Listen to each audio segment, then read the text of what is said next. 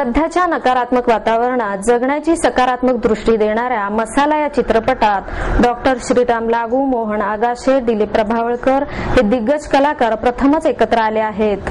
मराठी चित्रपट सृष्टीसाठी हा मणिकांचन योग आहे. मराठी चित्रपट रसिकांसाठी ही स्वादिष्ट मेजवानी ठरणार आहे. या चित्रपटातील त्यांच्या भूमिकांबद्दल या तिघा कलाकारांनी मनमोकळा संवाद साधला. चित्रपटासाठी अभिनेता, पटकथाकार आणि निर्माता अशी तिहेरी भूमिका साकारणारे गिरीश कुलकर्णी हेही यावेळी उपस्थित होते. या चित्रपटात डॉक्टर लागूंचे असणे हेच खूप प्रेरणादायी आहे. त्यांच्याबरोबर काम करायला मिळणे ही खूप मोठी संधी आहे, असे मत दिलीप प्रभावळकर यांनी व्यक्त केले. तर लागूंबरोबर खूप वर्षांनी काम करण्याची संधी मिळाली हा खूप आनंददायी अनुभव होता, असे डॉक्टर मोहन आगाशे यांनी सांगितले. गिरीश कुलकर्णी म्हणाले, ही आमची दैवते आहेत. या तिघ नटवर्यांचा एकत्रित स्पर्श या चित्रपटाला लाभावा अशी इच्छा होती, ती पूर्ण झाली. डॉक्टर लागूंची कामाप्रती असलेली निष्ठा खूप काही शिकवून गेली. त्यांनी मसालामध्ये अत्तरवाल्याची छोटीशी भूमिका केली आहे, पण त्यासाठी त्यांनी फडके हौदाजवळील ज्या दुकानात चित्रीकरण झाले त्या दुकानाच्या मालकांकडून ग्राहकांना अत्तर लावण्याची पद्धत कशी असते ते शिकून घेतले. आपले संवाद अचूक व्हावेत याबद्दल ते कमालीचे आग्रही होते. किती वेळ लागणार, कधी संपणार, जायचे आहे असे त्यांनी काहीही कधीही विचारले नाही. मेकअपही करून घेतला. या वयातही त्यांची कामावरची निष्ठा खूप काही शिकवून गेली. मी कृतकृत्य झालो अशा शब्दात गिरीश कुलकर्णी यांनी आपल्या भावना व्यक्त केल्या. यातील अत्तरवाल्याच्या भूमिकेबद्दल बोलताना डॉक्टर लागू म्हणाले, जे काम मिळेल ते उत्तम करणे हेच माझे तत्व आहे. मसालामधील काम कसे झाले आहे ते लोकच सांगतील. अभिनय करण्याचा आनंद आजही मिळवता येतो हेच माझे सुदैव आहे. एकूण मला असं वाटतं भारतीय किंवा मराठी चित्रपटाबद्दलचं तुमचं मत हे फारच चुकीच्या गोष्टीवरती आधारलेलं दिसतंय मला. आमच्याकडे अशी काही पद्धत नाही की बा काम करायला घेताना तुझा हा असा असा असा असा असा त्याच्यामध्ये रोल आहे आणि तो तू या पद्धतीनं करायचा आहे, त्यात तुझा मेकअप या करता आहे.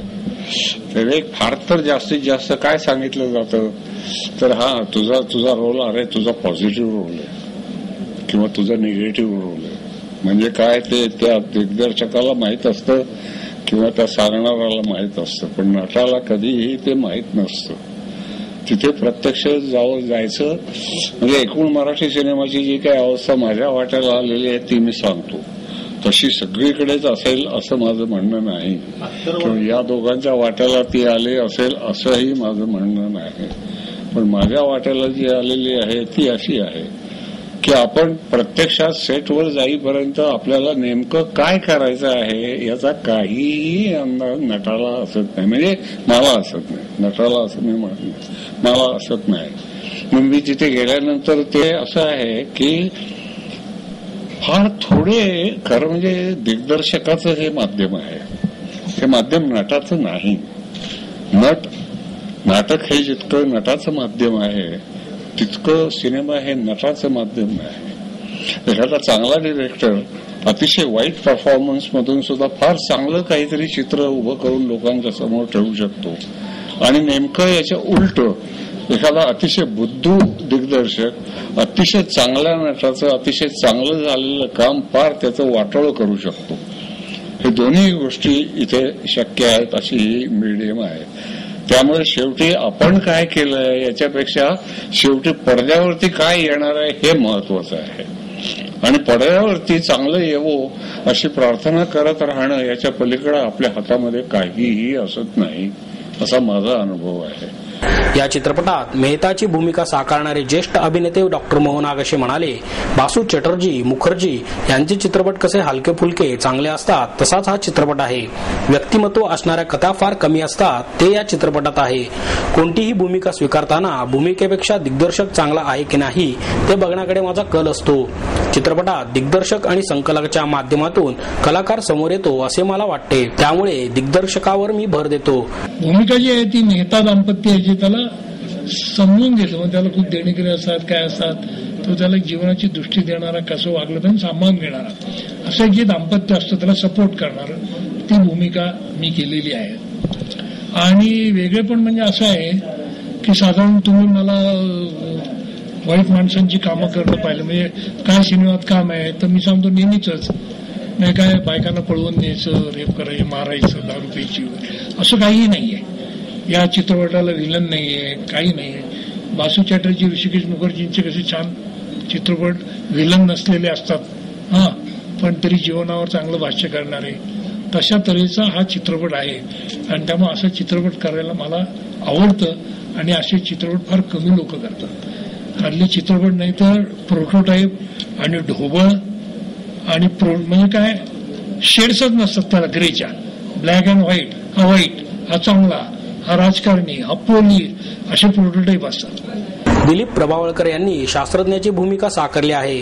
ते म्हणाले, तो जे सांगतो आनंदासाठी नाही तर आनंदाने मी करतो, हेच या चित्रपटाचे सार आहे.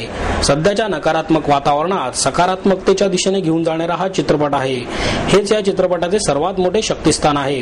गिरीश हा नट असल्याने त्याने ही भूमिका सांगताना संवादात्मक रीतीने अभिनय करून स्पष्ट केली. त्यामुळे भूमिका डोळ्यासमोर उभी राहिली. कोणतीही भूमिका करताना मला काहीतरी वास येतो, फील येतो, काहीतरी करण्यासारखे आहे हे लक्षात येते. त्यानंतरच मी भूमिका स्वीकारतो. ही भूमिका छोटी असली तरी खूपच चांगली आहे असेही त्यांनी नमूद केले.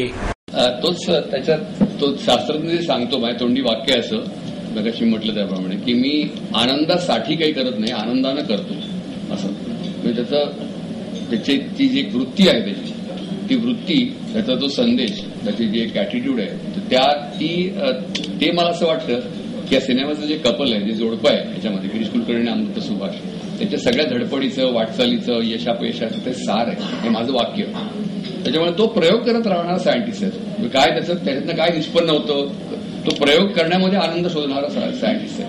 त्याचं रूप पण माझं वेगळं. त्याच्यामध्ये मी नवीन प्रत्येक वेळेला काही नवीन शोधत असतो. त्याच्यात हा नवीन मला असं गिरीशनी त्याच्या सिनेमात नवीन कॅरेक्टर दिलं असं मला वाटलं.